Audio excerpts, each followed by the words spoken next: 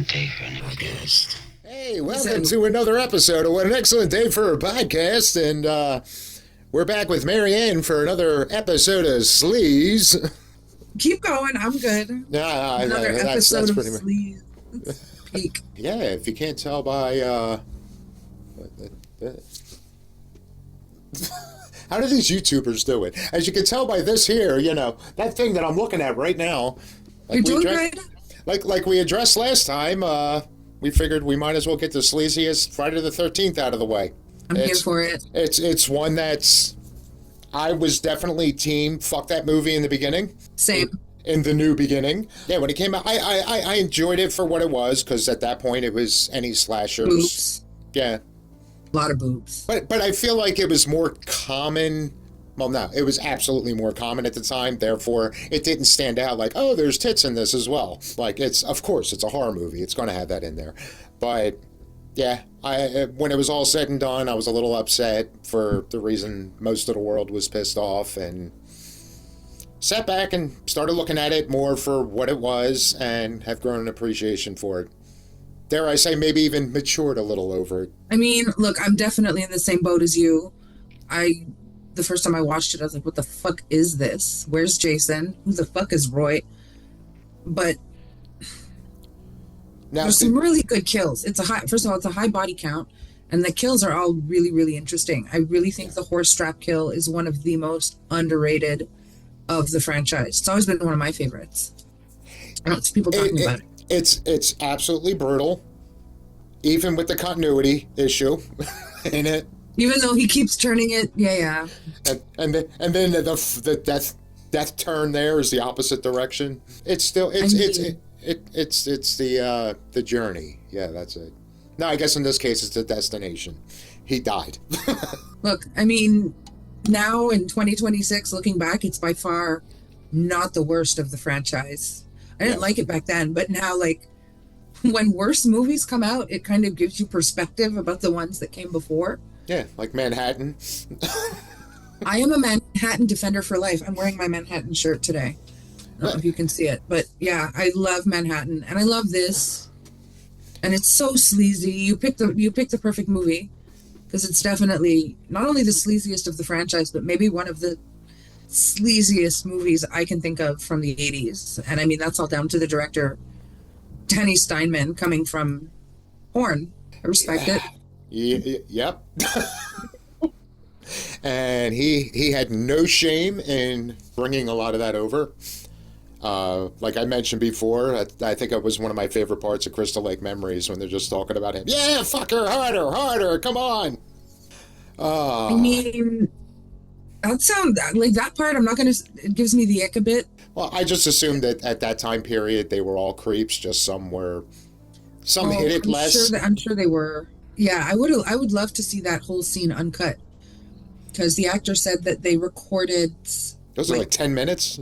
Yeah, like 10 minutes, and they cut it down to 30 seconds. But that's down to Frank Mancuso. He did not want.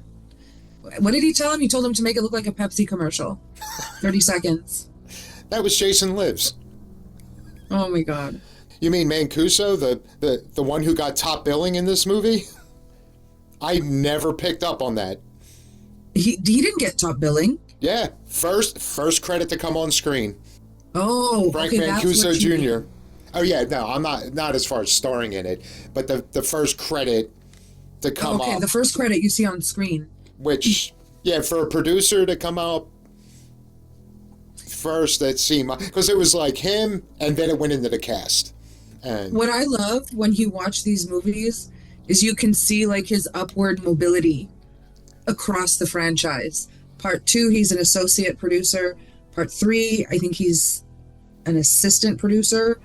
Part 4, 5, and it goes then producer, executive producer.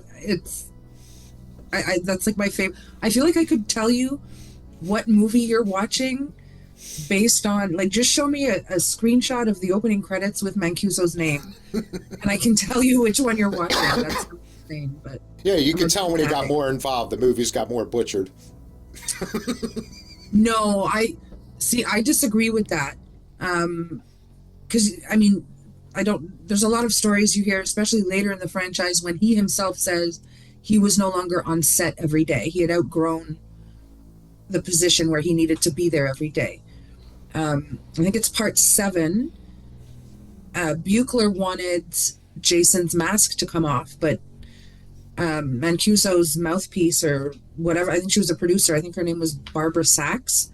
Okay. She didn't want the mask to come off. It was too ugly. You mean that he didn't have a mask in this, or that it should break off, like that scene when Yeah. Tina is just staring at him and it breaks open. Oh yeah, one of the greatest scenes of the franchise.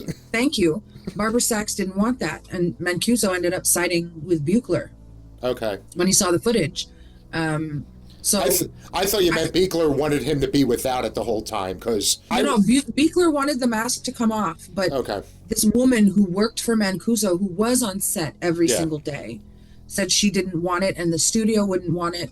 And I feel like in a lot of cases, Mancuso came down on the side of the director. He made and allowed for a lot of creative choices that pushed the franchise forward. And I mean, look, he oversaw my favorite decade within this franchise. Like, I can never say a bad word about him. In a lot of ways, I feel like, no shade to Sean Cunningham, but I feel like Mancuso is the kind of godfather of this franchise. I was going to say Cunningham's the father, but yeah, Mancuso's the godfather. Everybody talks about Cunningham versus Miller and whose involvement and who's really more responsible, and I really feel like Mancuso bears more responsibility than anybody else, at least for the best entries in the franchise. Well, he knew to get out. He was like, "Fuck you, New Line, I'm done." He had the most involvement of the franchise. In the best movies, too. Because Cunningham, he was producer on a couple of them? I think he has a producer credit in all of them. Like, obviously, he gets a writing credit for, story by or whatever, based on the characters. You know what? You're right. He might not have produced all of them, but I know his name shows up in the credits of every single movie, either as a credit for writing or whatever it might be. He was always involved. Cunningham gets credit for creating Josh Voorhees. Cunningham gets credit for creating my favorite thing on this planet. Even though he technically didn't create Jason, like as we know him, adult Jason, it was his movie that birthed Jason, literally and figuratively. His desire to capitalize on Halloween led to your lifeline. The thing that is my whole fucking personality. And I'm like forever grateful. And when I met him last year at that convention, literally I told him that. I'm like, you created my favorite thing on this planet. And he just pulled me in for a hug. And I swear, I think I started crying a little bit. So, wait, you met Cunningham? I did. Last year in Niagara Falls at Frightmare. This most recent one you went to? Yeah. Or was a bucket list meet for me. Fuck. Like, he doesn't do a lot of conventions. And he's getting older. So, and I don't know how much he was only there for one day. It's a 3-day convention. Yeah. Actually, I think last year it ended up only being 2 days, but he was only there one day. And like, I don't know how they do it. Even the young ones, you sit there all weekend. So, Tommy Jarvis is having a nightmare. Okay, listen, he's not my Tommy Jarvis. So, he's your number 3?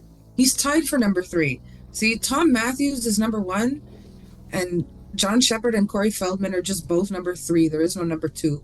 Neither of them deserves to be number 2. Tom Matthews is 1 and 2. Tom Matthews is everything. He's just... How can you not like him? Like, first, that hair, that face, the Canadian... he's absolutely the sexiest of the 3.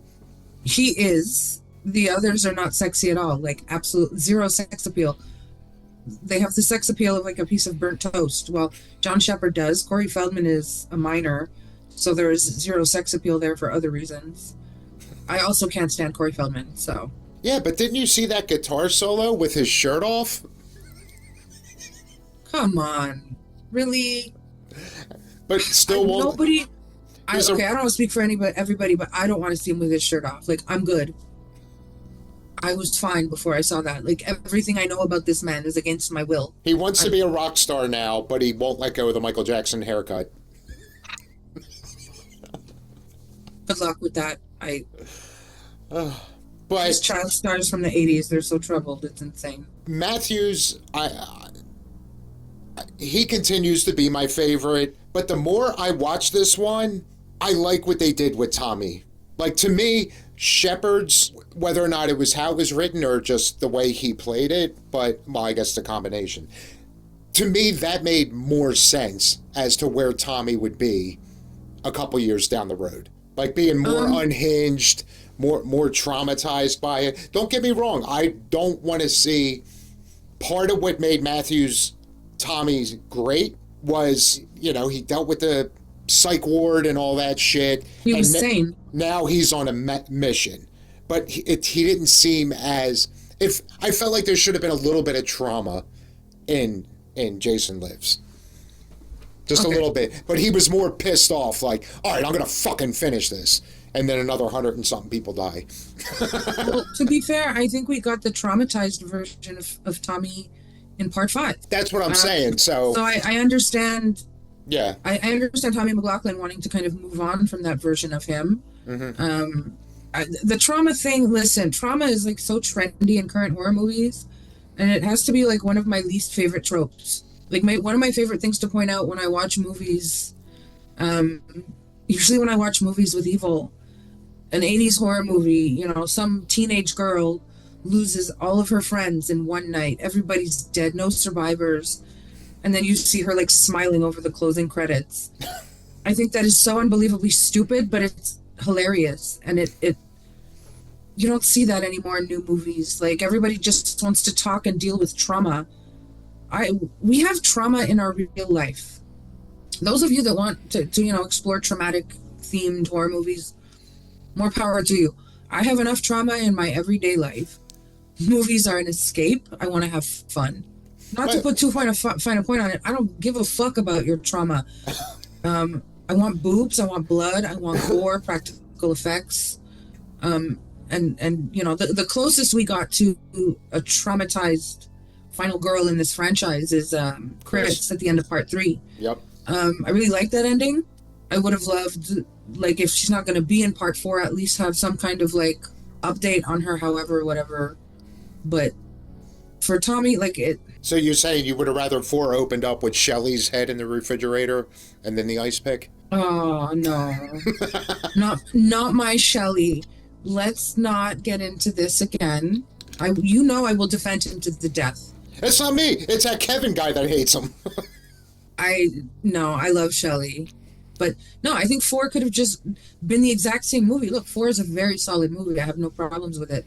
But at least, I don't know, some way of us finding out, like, where Chris is. Like, so... Is she still crazy? Is she in a loony bin? What's happening? Like, either a reference or... Would you have been satisfied if she got the Alex treatment and you just saw a newspaper article about where she ended up? Even if it was like a brick falling on her. Listen, I have major fucking issues with that. Me too. Major fucking issues with that. You don't understand. Anyway. Which is why I brought that up. What if Chris got that treatment? A newspaper article would have been fine. Okay. So you just wanted something as opposed to nothing. Something, yes. And I'm just going to say, your comparison is a little bit of a false equivalency, because Chris, well, not just Chris, the entire Friday franchise is based upon final girls that change every movie. There's no Laurie Strode of the franchise. There's no common link female character throughout. So if I had seen a newspaper article in part 4 that said brick falls on Chris and she's dead, I don't care, because I'm like, as a Friday fan, I'm already knowing they're going to be onto a new final girl with part 4. Yeah. Whereas Final Destination did this after the one and only installment of their franchise. Alex is a wildly popular character. That was just completely fucking stupid. Oh, no, that is one of the dumbest things. Oh, no, I agree. It was a bitch move. Nobody can retcon it. Maybe a brick didn't fall on him. Maybe he just left clear. He made an anonymous call to have this fake article made up so he could go into hiding, figuring that death probably reads the papers, Why not? So he faked his death, so death wouldn't come after him anymore. Sounds sounds plausible to me. I don't know what you're talking about. It's not the craziest thing to happen in any of those No, movies. but no, I can appreciate traumatized Tommy. You know what? I'll change my ranking. I'll bump John Shepard up to 2. He's not terrible, but Tom Matthews is so good that it cheapens Shepard's performance just by virtue of comparison. Like Kung Fu Tommy when he's doing his little karate moves. That is so fucking stupid. I'm sorry. I would have been okay with him, like, knowing how to defend himself, but the karate's a little bit weird. Who did it better, John Shepard or Busta Rhymes? No, God, no. It took me a minute. I was like, wait, what is he talking about? Oh, don't you remember his cameo in the remake? Resurrection. Wait, remake. Oh, I didn't don't he was need a any stunt. trick or treat, motherfucker. No, I'm good. He was the stunt double for the stupendous pair. Oh no, the disrespect to Juliana Gill. That is insane. Speaking of theories, I heard one, and I think I'm going to make this my headcanon. Oh no, what is it? Tommy was a killer in this. Oh, really? We're going there. Tommy is not a killer. Like, this whole thing drives me nuts. This is the same disease that Scream was suffering from when they started to veer the franchise into the direction of Sam being a killer. It's so stupid, and the behind the scenes story being that it was actually Shepard's idea for him to put on the mask and pick up the knife at the end. Okay. And Steinman liked it. But then at the same time, Shepard had written this whole monologue that he wanted to recite, and Steinman said no. He was like, "You barely said 5 words the entire fucking movie. All of a sudden, you're just gonna start yapping away? Like, no." Now you've been through more shit, therefore you're now Shakespeare.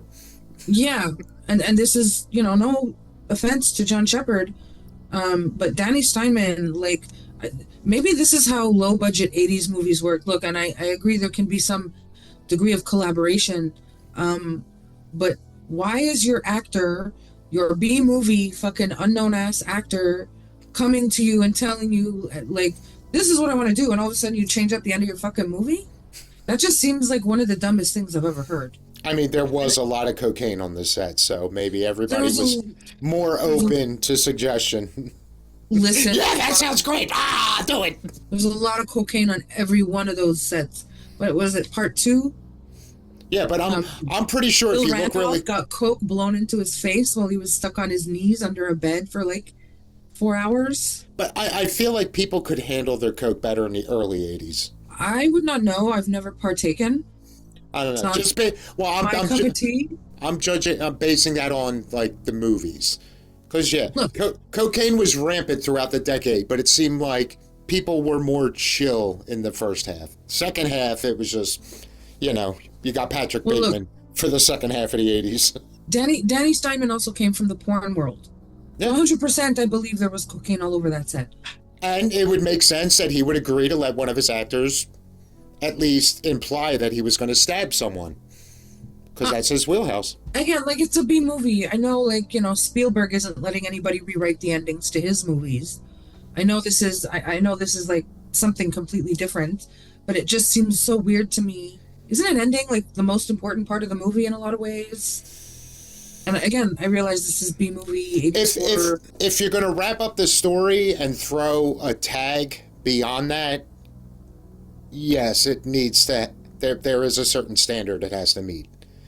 If you're going to add from the natural conclusion of a movie, I think what Steinman says is that they weren't sure how to end the movie. Unlike your other Friday the 13th movies where it's Jason and it's like, kill him, but don't really kill him. This wasn't Jason, it's Roy, and he's human. So it's okay if you do. Well, Jason's human too. I don't know. Superhuman? Fucking survived a machete into his fucking skull. Something's not right with him. So Roy's dead. I don't really think there were as many reservations about ending this movie with him dying. And honestly, that would feel like a natural ending to me. Like, I don't need to see Tommy in the hospital, potentially losing his mind, potentially becoming Jason. I I like the idea that he hallucinates Jason. That's one of my favorite parts of the movie. I don't have a problem with that shot of him with the knife. But if that were to be eliminated, I think him staring red Jason down and the Yep. vision going away, they could have faded the credits on that. Yep. That's the natural ending point for me. And something I love, that whole end scene is when they're showing Pam newspaper clippings in the hospital, and there's one newspaper clipping that has a picture of Jason. It almost looks like a mugshot. Like, where the fuck did you get a picture of Jason? How the fuck did any of you get a picture of Jason and live to tell the tale? Like, that's just, it's completely stupid, and I fucking love it. Like, this whole franchise is stupid, and I love it. The thing I heard earlier was, because I have heard a lot of people talk about, okay, we get Roy's motivation. Yeah, spoiler alert, it was the ambulance driver the whole time. Like, we get his motivation. So for him to go back to the house and pick them off does make sense. But I have heard people say, how many peripheral people died in the meantime? And the person I heard bring up about Tommy was also killing was, okay, maybe it's a bit of a stretch, but like Billy and Lana. Like, Billy was a douche. So you could almost see Tommy take an issue with that. Lana was just a witness. So she had to go. And then you got Eddie and Tina. Eddie pissed Tommy off not too long before that. And the same thing. Yeah. Tina never did a wrong thing all, in her fucking life. She's innocent. But again, she was there. Collateral damage. He fucks with, he gets pissed off, attacks Junior. They all got to go. He runs off into the darkness. Like, so Roy just happened to be hanging out behind Demon and Anita. Tommy's somewhere nearby. Now, I'm not saying 100%. I like that theory, and I think I'm going to run. That's going to be my new headcanon. And then Roy killed the more directly related people. No, but he didn't. This has always been something that kind of pisses me off. How come he didn't kill Vic? Like, I realize that Vic is going to jail, but he is literally the person who took a hatchet to your son. Yeah. He is the reason for your rampage. Although I guess there's no security cams in prisons at that point. Like, I don't know. He's also a paramedic. I don't know. That's what I'm saying. I don't know what the technology is then. Because originally I was going to say, yeah, but how is he going to get into the cell? But obviously the sheriff or whoever knew who Roy was. So maybe him saying like, oh yeah, I'd like to speak to that guy. I don't know if he would have had not an alibi, but a reason to let me talk to him. But if they had security cams in the cells, then there's obviously no way he would have gotten away with it. Not that he wouldn't have been justified. Yeah. The logistics of it are a little bit more complicated, I agree. But considering you're going on this rampage that was inspired by or started by, your son being murdered, I would feel like Vic is number one on that list. And then at the end, Roy is dead and Vic is still alive. And it's like, but wait a minute, what's the point? This is all revenge. It's some twisted It's fucking... a revenge story, and he does not take revenge on the person responsible. The only one he doesn't take out. Something else I was thinking about with this, though, is you don't see Roy the whole time. Like, you don't see a face in all these kills until he stashes the bodies in Tommy's room. Did Tommy have the hood and the mask in his collection? You think Roy took Tommy's latex? Maybe part of Tommy's self-therapy was maybe he just happened to have one of those hoods. But maybe... Okay, are we back to your headcanon now? It's something I thought about. You're veering back towards your headcanon.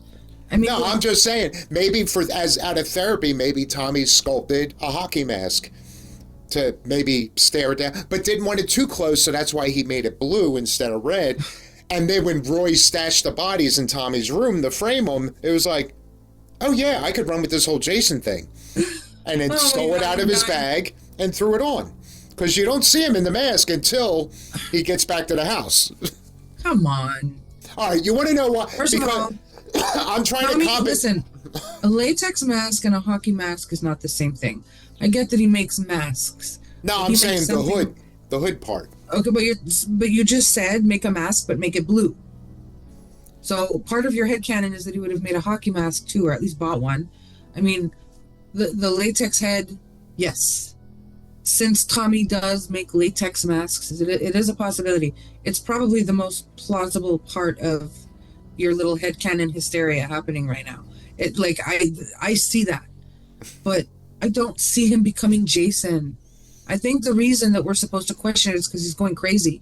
Literally, we're watching him go crazy for 2 hours. Everything fucking sets him off. Reggie sets him off. Tina's boyfriend sets him off. Eddie sets him off. Junior sets him off. Everybody fucking sets this kid off, but he doesn't kill anybody. That we know. Like, I would have killed Junior right there on the spot. Fuck that, I would have killed Eddie on the spot. Eddie's a prick too.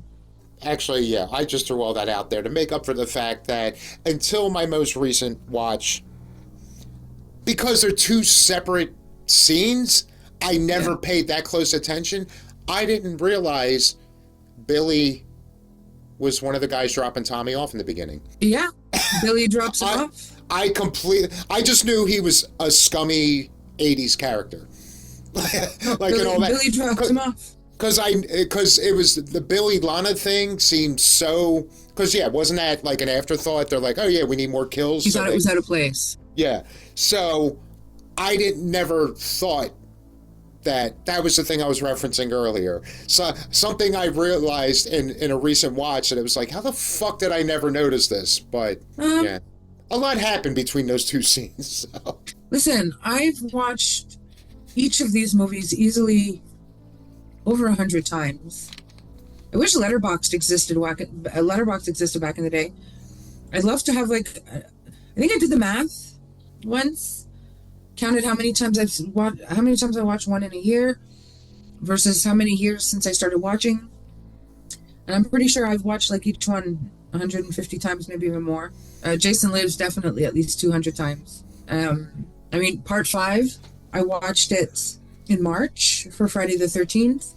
I watched it in April, a couple of days before we were originally supposed to record, and then I watched it again today because I knew we were going to record. And I never tire of them, and I still, after all this time, a number of times that I've watched them, I always pick up something new. It's wild to me that after so many rewatches, I still see things that I never seen before. I think this one I've seen more in the last 10 years than I have from 85 until then. It was my least watched of the franchise for the longest time. And then, again, in the past, I'd say roughly decade, is when I started appreciating it more for what it was. And then I was more open to throwing it on. Me too. When I used to, I want to say, even before Freddy vs. Jason came out, maybe even before Jason X, but late 90s, when all I had to choose from were the Paramount movies and Jason Goes to Hell. Mm-hmm. Part 5 and Jason Goes to Hell were my least watched. Everything else was constantly in the rotation. Now that has changed so drastically. Definitely Freddy vs. Jason is my least favorite, so I still watch it. It's not even that I don't like the movie. It is a great Freddy movie. I always say this. It's a great Freddy movie. It's a terrible Jason movie. So I still enjoy it. But as somebody who, wanted this matchup and I had an expectation of it, Kane versus England, all the things that we didn't get, there's always going to be a little bit of disappointment associated with that movie for me in terms of the Friday franchise. It's one of the greatest Elm Street movies. That's the irony. It's kind of annoying. Freddy is the star. My least watched would be Jason X then, which I still enjoy. Jason Goes to Hell is creeping up there as I start liking it more and more, and I never thought I would see the day. I thought it would be a fucking cold day in hell before I ever started feeling, fuzzy warm feelings towards this movie. Not only do you get the amazing tent kill, but then you also get man tits. No, I don't watch it for the man tits. Sorry, but there's so much good stuff in there that's overlooked, and I would actually say that it's probably a contender for one of the sleaziest movies of the franchise. You don't get as much of it as you do in part five. That tent scene is one of the sleaziest fucking things in the whole franchise. I fucking love it. That's complimentary, by the way. There was a And then the period openings where, when I with the started, FBI agent. when I heard how many people hated it, because when I walked out of the theater for Jason Goes to Hell, I was like, "Fuck! He's back! He's back!" I was like so excited. Like I walking out of the theater, I loved that movie. Okay. And then down the road, I started hearing more and more how much people hated it. Like I said, I second guessed myself, and it's like, you know what? It's been a while. Let me rewatch it. And I understand more why it got the hatred. And I think part of the reason why I love that one so much was that tent scene. Like, that was one of my favorite kills, and you got a nice set in it as well. And then when I got it on VHS and realized it was the uncut version, fucking amazing. I was just gonna say, it's the first movie in the franchise to get a director's cut. It's the first one that wasn't completely picked apart by the MPAA. So that's something that's special to me. Yeah, the tent scene is, I want to say, a top 10 scene in the whole franchise. It's so wonderfully done. And yeah, that whole But opening the gore, doesn't get that's enough one love. thing that a lot of people don't talk about. It's the goriest movie still to this day. It's the goriest movie of the franchise. Now, if New Blood hadn't have been so heavily edited down, I think possibly it could have given Jason Goes to Hell a run for its money in terms of gore. But in the absence of that, Jason Goes to Hell is by like far and away, and the effects. Oh my God. I don't love that they blew Jason up in the first 5 minutes of the movie, but I do enjoy Kane Hodder calling Jason a pussy, and then he goes back into his body at the end. A lot of it is dumb. I love Creighton Duke, the scene in the jail where he's breaking Steven's fingers one by one. Yep. Like There's a lot of good stuff too. I loved Duke, but he was like a caricature of a bounty hunter. Oh, 100%. I'm fine with that. I don't care. I thought he played the line just right, that I didn't hate him. He was entertaining. Oh, well, that's it. I mean, he's entertaining, and it's a nice, I guess, bit of relief because I don't love the other characters in the movie. I don't love the family aspect. I don't love that Jason had a sister all of a sudden. There were some creative liberties that were taken. I can't even call them creative liberties because Sean Cunningham produced the fucking thing, and he approved all of this. Yeah, so the sister thing really bothered me. The fact that we're following, I want to say, late 20 to 30 somethings instead of a group of teenagers. This woman is, carrying a baby with her. This is not the Friday franchise as I know it. Some of the reasons I used to hate it still stand, but ultimately it's been, what are we? We're 2026. It has been 17 years since we got a fucking Friday movie. So, like I said, you kind of look back on some things and you maybe gain a fondness for them because your franchise is run by a couple of greedy fucking bastards who can't get their shit together and give you a new fucking movie. So I will enjoy what I have. And then what's coming, he's going to have these ugly ass fucking square eye holes. Like, oh my God. Who would have thought for this much time that Michael Bay would have given us our last Friday the 13th? There's a lot of people that have some negative ass feelings about the Platinum Dunes era. I love the movie. I miss it. I love the movie, but not just that movie. TCM 2003, like Platinum Dunes, they catch a lot of strays. People aren't very kind about those movies or that whole era.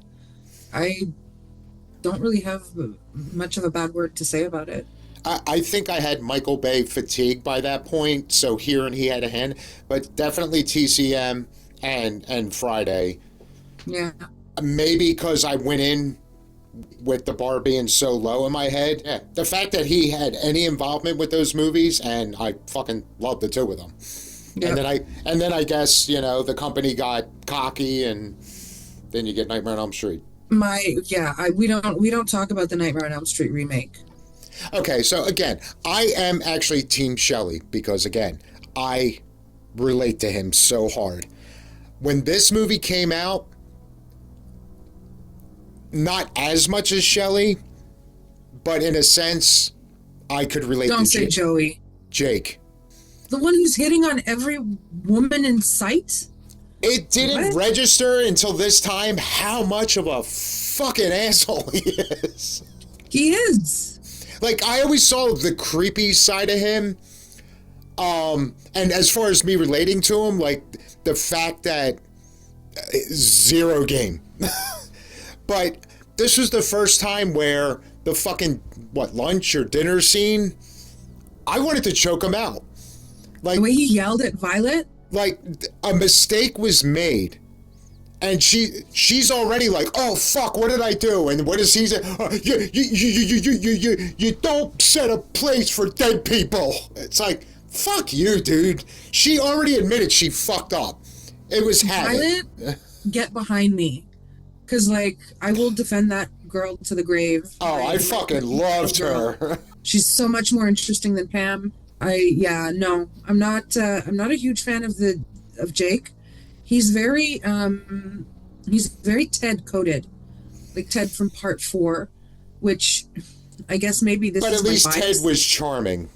Listen, I love Ted. I bought a shirt that says "Don't be a dead fuck," and I cannot wait for the day that I get the opportunity to meet Lawrence Monahan in that shirt. Unfortunately, I had to give up the opportunity to meet him last weekend. Between Friday Part 4 and The Last American Virgin, I love him so much. And yeah, I guess I'm biased against Ted. Ted is charming. I don't think he's charming. He has jokes. He's not charming, because if he was charming, he would have scored with one of the Doublemint twins.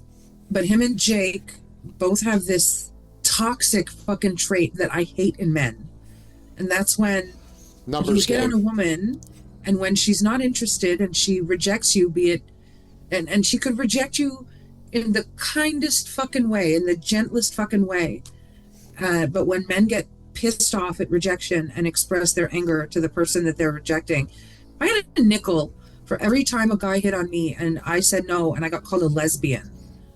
Like, that is the favorite comeback of I mean, they're half right. the rejected man, or the incel, or whatever you want to call it. But they love calling you a lesbian when you won't go home with them, like it's some kind of insult.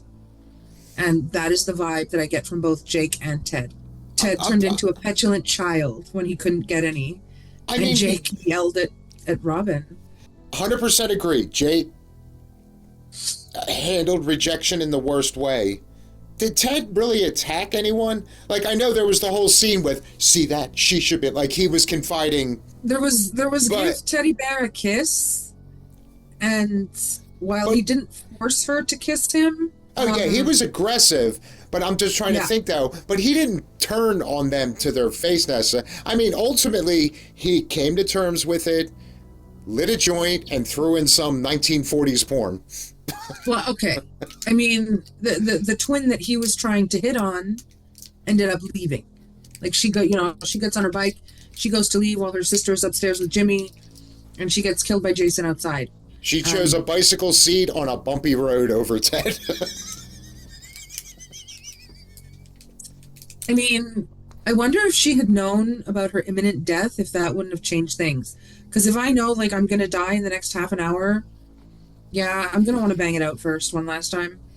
Or maybe she knew what was going on out there and chose death over him. I mean, look, she chose to leave in the dark when it's pouring fucking rain. Look, I don't think he didn't have the reaction that Jake had, for sure, but he started. One thing I know for a fact, he sulked when give Teddy Bear a kiss and she pulled away. Yeah. He sulked like a petulant child. Oh yeah, but I'm saying he didn't give them a verbal lashing, whereas Jake was just like. I'm not saying you're wrong, but when you shoot your shot with somebody, and they are not interested, there's only one appropriate reaction. Okay. And that's plenty of fish in the sea, or whatever the fuck. All right, fine. Like, that's really the only fucking appropriate reaction. Making somebody feel like shit because they don't want to bang you, or they don't want to kiss you, or whatever the case may be. Okay. Again, like I kind of have to admit, because I like Ted, but both of them like incel vibes. It's like they want to get It's a with you level for of degree, certain- and I don't think Teddy went Yeah. over the line. No, he didn't go over the line. It's the way the But respect he was walking changes. it. Yeah. It's the way the respect changes when you don't get what you want. It's just because we don't want to sleep with you, it doesn't mean you get to, behave a certain way. Like, be an adult. I say be an adult, and they're not adults. They're kids. They're hormonal fucking kids. So maybe I'm expecting too much, but and none of it is enough to like ruin the movie. Yeah. But Jake is definitely the worst offender, but he just gives me like the slightest hint of Ted. There's a little bit of Ted in there, but Yeah. Ted had more charisma, that's for sure. Ted was funnier with his old computer and his blue movie. I think if Jake was in the cabin and Jimmy came down with the panties, Jake would have started some shit. He would have started throwing fists, or at least slaps. No. Listen, I think he's far too much of a pussy to throw fists. That's why I said maybe slaps. He would be like, But yeah, "Hey, I hate think you." Whereas Teddy was high enough to laugh it off. I think a tantrum would definitely ensue. Yeah. For sure. Again, just the table setting scene. It was the first time I actually felt anger watching this movie. I don't like that scene. All right, so yeah, fuck Jake. But the rest of it is just no, that scene pisses me off too, but the rest of it is just sleazy fun. So, And I don't know how much more we can say about it, but I feel like we didn't address Tina enough in this. I mean, they were amazing. we're talking about her boobs. Yep. I mean, I'll talk about it. I don't give a shit. Everybody knows I love boobs. I just don't know how much. Definitely like god tier fucking natural boobs. Just fucking peak. I say for me, number 2 only to Juliana Gill from the reboot. Those are fucking perfection. Would you say I've been making a lot of Beatles references this week, but would you say between the two of them they would be the Fab Four? Yep, of the franchise? Absolutely. There's absolutely no question. I don't know why I keep forgetting. So Deborah Voorhees, so Tina, was that the one that DeMoss was supposed to play originally? Yeah. And then Darcy DeMoss was supposed to play the role, but she got let go because Steinman wanted somebody with bigger boobs. Yeah, I was going to say she got turned down for a bigger actress. Yes. I said it before, I'll say it again. He comes from porn. He wanted big boobs. And bless his heart for it. At least Darcy DeMoss was given a role in Part 6. Look, Part 6 remains my favorite in the franchise. Probably always will be. But the fact that it was without... There's no nudity. And look, the movie is so good that I almost don't notice it. Almost. But then you watch Crystal Lake Memories and you find out that they realized and they asked her to do nudity, but the contracts had been signed, so it wasn't. That's what I was going to ask. Was it she was willing and they said, nah, don't worry about it? Or, I forgot whose call it was for that. But you know what? She was willing. Somebody on production approached her and said, we have no nudity in this. Would you mind? And she said, of course, but you have to talk to my agent. And the contracts were signed, so it didn't work out. I don't understand why you can't make a new contract or an addendum to a previous contract. If she was down, I don't see why renegotiating would have been off the table. But I don't know enough about. But maybe it would have cost them money. Who knows? She did such a great job in that scene. I remember watching it at 13, like 12, 13 years old. She was so good. Like, I almost forget she wasn't actually naked in that. She was Darcy DeMoss? Yeah, she was a good egg. I enjoy the scene in the RV with her in court, but the part where they're having sex is absurd. It just looks so silly and cartoonish to me. He's wearing a tank top and she's holding, I guess, the straps or they're not sleeves, so like the whatever. And she's like swaying back and forth. That's what I mean. She sold it. And again, he's got this look on his face like he's dizzy, like he's gonna vomit from the motion sickness. And she's telling him not to stop until the song ends, and I'm like, I don't stop. Like, that looks so fucking uncomfortable and unpleasant. I would want to stop immediately. And then he fucking busts his nut early, and like that whole experience. Well, he thought the song was over. No, he didn't. He's just a selfish little prick. No, he specifically said. But again, you got to go back to. You got to go back to. He asked her how 12-year-old mentality. That scene served its purpose for a 12-year-old boy. Okay, yes, I agree. But as to him saying he thought the song was over, he had asked her, how long does this song go on? And she said 10 minutes. So I call bullshit on him saying he thought it was over. He just... Oh, no, I'm not calling bullshit on him believing that, but he did say it, and I'll give him the benefit of the doubt, because you know what? They were both finished minutes later, so... She didn't finish at all. And I have strong feelings about that in general. Like, but especially like this poor girl, she's about to die. You stupid selfish prick.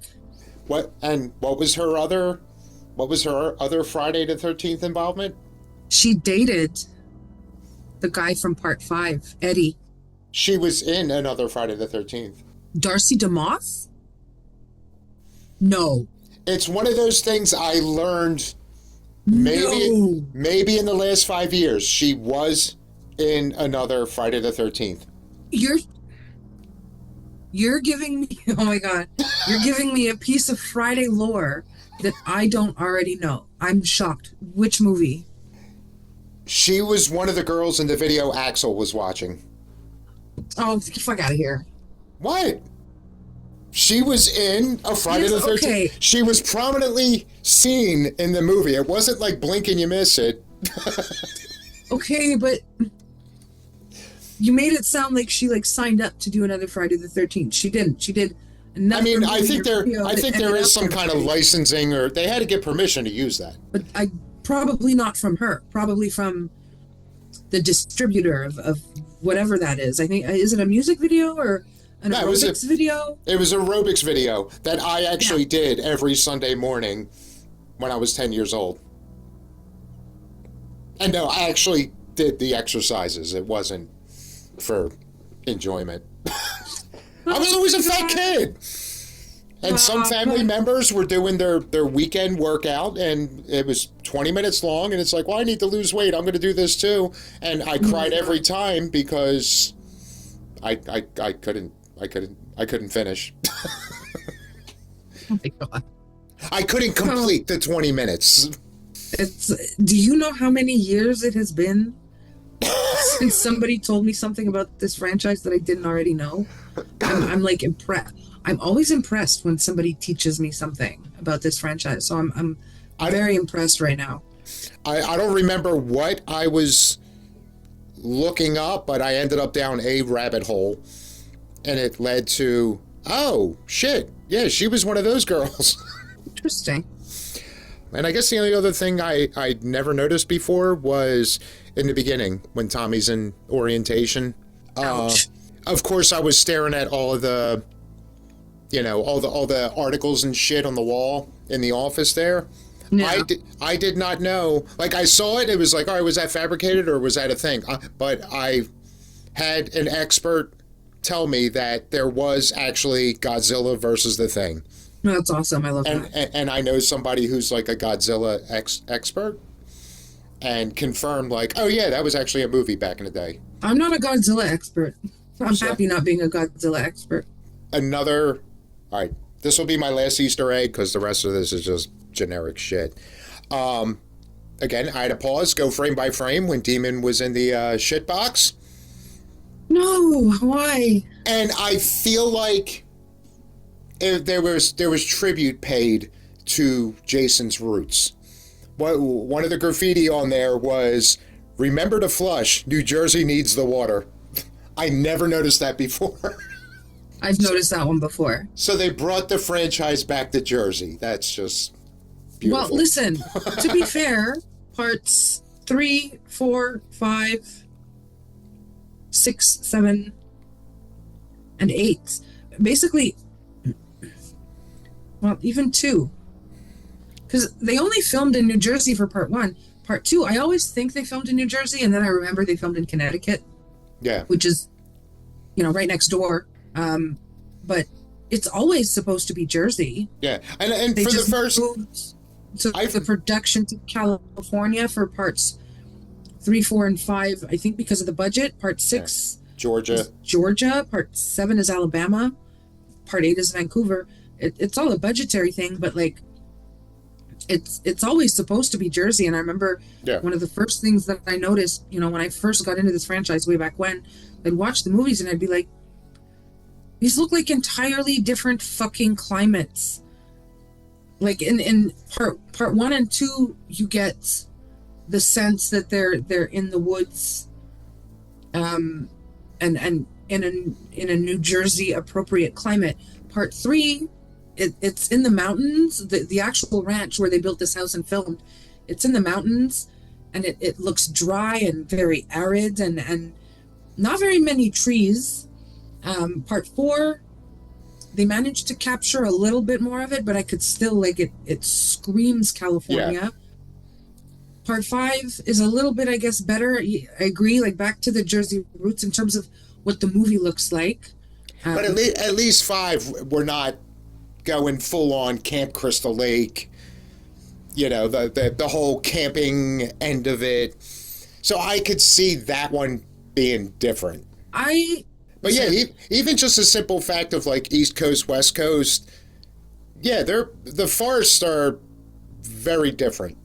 Yeah. So and you see when you watch all the movies, you kind of see the progression. I think the worst movie for that is New Blood. There's no fucking green in New Blood, if I'm not mistaken.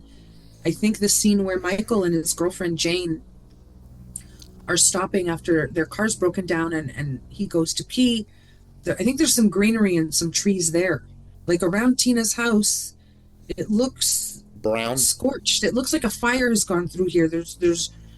And I've always, and I love part 7, but every time I watch it, I always look at it and I'm like, I never paid that close attention. So, well, I mean, it was because isn't the whole idea is that they haven't been to that house since the old man died? Yeah, but even the scene in the beginning when they're driving towards the house, everything is very the code. That's one of the best things about the first one is the scenery. Everybody kind of sells it short. It's a very the colors of the movie are very beautiful. They're very vivid, and they give you a woodsy feel.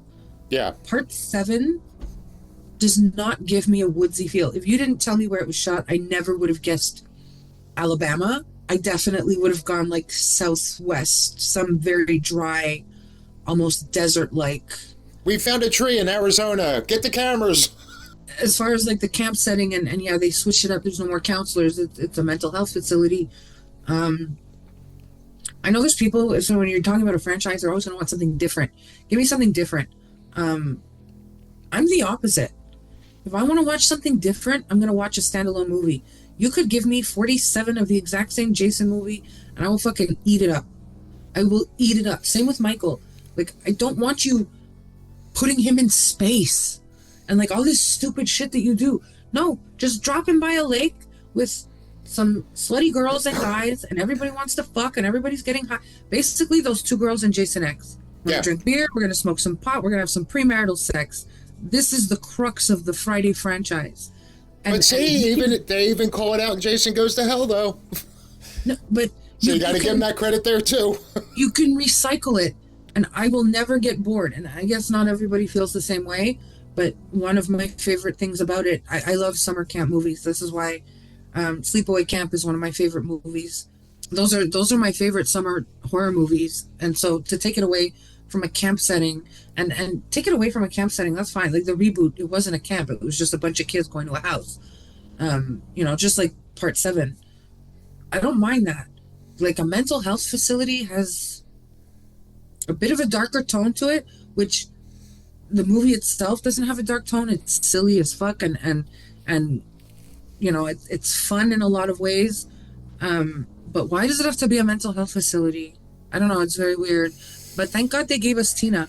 I'm gonna guess she was in that facility for her nymphomania. My best guess.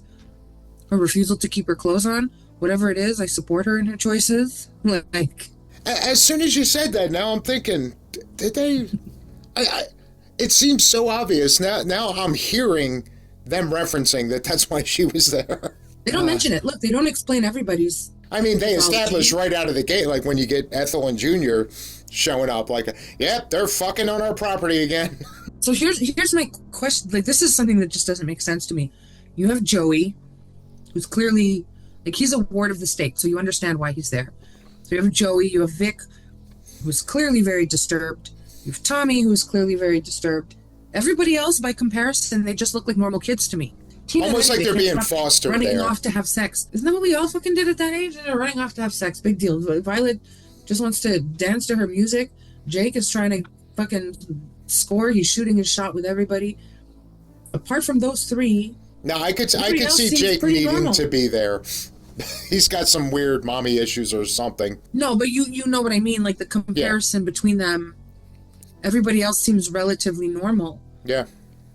And you have Reggie hanging out, who he's not a nut like the rest of them, as he puts it. I think I remember by, if not late 80s, definitely early 90s, watching the movie and wanting a Reggie Demon spin-off movie. Like I don't need a spin-off. I would have loved to have seen the two of them go off on an adventure together. They wanted to bring Reggie back for 6, and he said no because he knew they were going to kill him off. And I'm really happy the actor said no. Like, smart move, dude. I mean, outside of Tommy, yeah. If they ask you to come back for another one, they write you off that you got hit in the head with a brick. Oh, God. Oh, and I guess, yeah, to tie it all in with the tits and all, although I would prefer Tina's tits, but, you know, we can't skim over Lana's big performance. The most gratuitous shot in the movie. It's showtime. And the fact that was her idea, like, awesome. That's another case of Steinman, like, all right, you want to just randomly flash a public bathroom mirror? Go for it. I don't even like ranking them because for me, all boobs are created equal. I love boobs, all of them, big ones, little ones, love them all. I don't think, like, when I say Brie is my favorite, I don't even think it's not her boobs. It's that whole scene, him calling them stupendous and perfect nipple placement. Oh yeah, it was. I just give me all the boobs. All I mean, ones. they were. Like, I don't want to pick and choose. I mean, yes, they were stupendous, but it wouldn't have been as memorable without the scene. Like it was the moment that was memorable. Compliment. Yeah, they were worthy of the compliment for sure. Yes, same so thing. So juicy, dude. Everything he said. You fucking win in a titty contest. Like, hell yeah, she would. Come to think of it, he could fall in the rankings there with like Teddy. It's just he actually pulled it off. He had the physical attributes to be able to pull that scumbaggery off. Ooh, okay, so I think this is a little bit different. Hey, I'm trying to give him some credit because I hate Trent. Listen, he is a douche. I can't defend him, even though I love the character personally. I can't defend anything he does, other than to say him and Jenna, their relationship is not defined. There's a lot of people, I see people that say, that's his girlfriend and she left with some other guy. I don't think they were boyfriend and girlfriend. I don't think there was an established relationship there. And I think Danielle maybe Panabaker spoke about how they filmed scenes that did not end up in the movie that more clearly defined their relationship, but that the director chose that he wanted to leave it more ambiguous. I think there's a part in the movie where she says, "Oh, what did you invite everybody up here? Just to show them your cool house?" Mm-hmm. When he's getting pissed off that they're trashing the place. I think that is spot on. I think they all go to school together. I think he wanted to fuck Jenna, probably knew that she wasn't going to go to his cabin alone, so he concocted this like group weekend so that he could invite her with the goal of sleeping with her, but then having the buffer of all these other people around, and obviously in some ways having a plan B. All I'll say about that is that he would be 20 times the douchebag that he already is if that had been his girlfriend. Like, he was still a dick to her. He yelled at her. What did he say? He goes, "You've been fucking this guy all over the woods. I took it as, yeah, I don't think I ever saw them as being in a full blown relationship, but maybe there was some, maybe like early stage light dating. Like maybe there was a known mutual interest, and this weekend was supposed to put it over the top. But Trent being Trent was, even though they weren't officially a thing, he deemed her a possession at that point. Yes. Like, So I agree with that take because they are very flirty with each other in the beginning. And then when they get to his cabin, she wants to go on a hike and he says, well, I can think of another physical activity that we can do. And she just kind of shrugs it off, laughs it off, but she doesn't get like, completely revolted. She doesn't recoil. Yeah. So I do feel like there is a flirtation. And yeah, like I agree with you, they're kind of building towards something. And I think this weekend has had the reverse reaction that he was hoping for. I mean, Jason aside, obviously the weekend is ruined because everybody's dead. But Jason aside, I think he was hoping to seal the deal, and instead what she got was a look at his true colors. And yeah, especially even at the store, the way he treated Clay, yeah, who just wants to put up posters for his missing sister. So I think it was more of a reckoning for her. It was like, oh my God, who is this douchebag? He's an asshole, but I always say this: he's my asshole. I love him, and telling Bree that her tits are stupendous and so juicy, perfect nipple placement, you'd win a titty contest. That man is a damn fucking poet. Like the charisma, like that's how you win me over. Just tell me my tits are stupendous. That is one of the nicest, sweetest things I've ever fucking heard. Like, and she's looking at him in the moment and she's like, thanks. Like, bitch, move over. I'll appreciate that shit. And there was almost a childlike element to with him, the way he was playing with them. I mean, like I think I would turn into a child very quickly if I saw those bouncing up and down on top of me. Like, they are beautiful. I was going to say, no, there wasn't a lot of bounce to them. She had her shit together. No, there was quite a bit of movement. And Travis Van Winkle, he said in an interview, he's like, everybody thinks that these sex scenes are so hot, and he's like, they're really not. They're very technical. Oh, yeah. But he said, wasn't the worst way to spend a day. Like, it's so fucking relatable. Yes. And that is one thing I love, though. Anybody that talks about, Travis says Trent was all acting. Like, he is a complete 180 from Trent. So I do respect him for that. No, I'm saying anybody I've heard talk about him said that he is the complete opposite from Trent. No, he seems like a real sweetheart. Him too. He's on my bucket list for. He doesn't do many conventions. I need to get him to sign me an autograph with that fucking quote before I die. That's like bucket list. I want you to write my name and write that my tits are stupendous under it, and I will be able to die happy. Even more so. You think he gets flashed a lot of cons? Here, rate me. I want to say that 99.9% of convention attendees are very respectful. I agree. I think, but yeah, lots of wonderful, wonderful breastises, and some good kills too. That's pretty much my takeaway. It's a fun watch. Yeah, there's no Jason. Yeah. Nobody loves Jason more than me, and I don't really give a shit. If I want Jason, I'll watch any of the other movies. Hey, 5 stars. They're all 5 stars. Nah.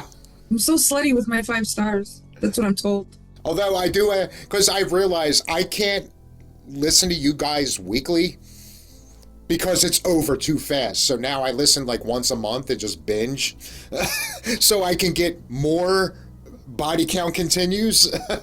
And thank you. But I have noticed that I'm almost impressed. You've gotten a few 3s in there. Like, you reached the point where you've reached the point where not every movie you guys do is an automatic 5 from you, and I'm proud of you. As always, appreciate you joining the show, and would you care to pimp all your wares? This is where I put you on the spot to make you whore yourself out. Oh, I hate this part. I really, really hate this part. But if I don't capitalize on the opportunity, my podcast co-host is probably going to beat me because that's what he does. He beats me when nobody's looking. No, I'm totally fucking joking. I love you guys that much more. Now knowing there's abuse behind the scenes. In the episode that we just recorded, the one that we unfortunately couldn't use. So I told you we recorded twice. Once didn't work out. Twice didn't work out. When we did our second recording, we mentioned early in the episode that we had already recorded this episode and that it didn't work out. And right away he goes, "You should have seen the abuse that she was hurling at me, guys. Just unspeakable." There was absolutely no abuse. If you don't use any of that take in the redo, at least put that in there. Or maybe I'll message him and have him slip it in again. Unfortunately, it's been scrapped. We're going to be re-recording from scratch. But yes, I will take this opportunity, I guess, to whore myself and ask you to follow our podcast, mine and Evil's. The abuser. No, I'm just joking. Skirforim.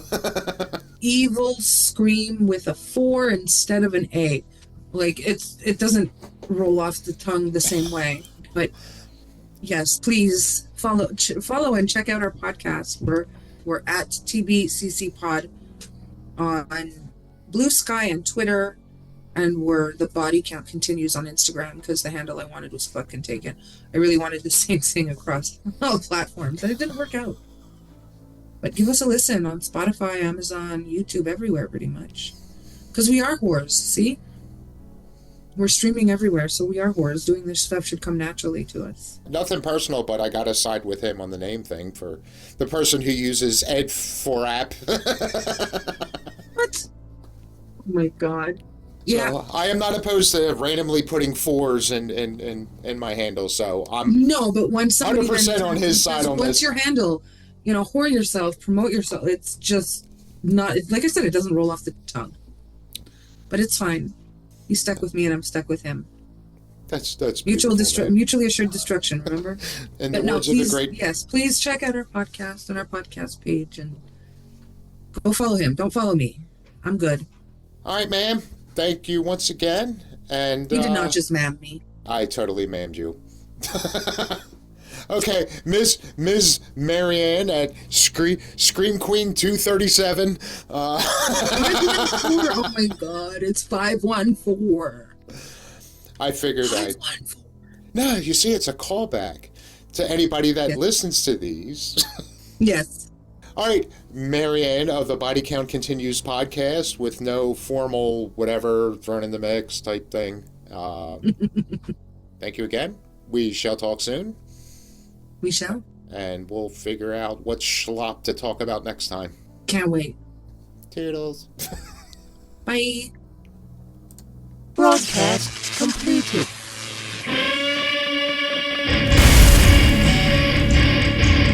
You've been listening to What an Excellent Day for a Podcast. Be sure to come on down to excellentdayforapodcast.com where you'll find our entire catalog. And for your convenience, every episode contains a link where you can text the nerds. Want to throw some praise? Some critique? Perhaps you have a suggestion for a topic you'd like to see us tackle. But while you think about that, you could also check out the connections to all of our socials, including our YouTube channel. Give all them a visit. But don't forget to like, subscribe, and share with everybody you know. And for those feeling a little extra generous, there's also a button where you can support the show in other ways. Every bit of support helps. Well, that's it for this episode, and remember, stay creepy and keep talking some damn hard.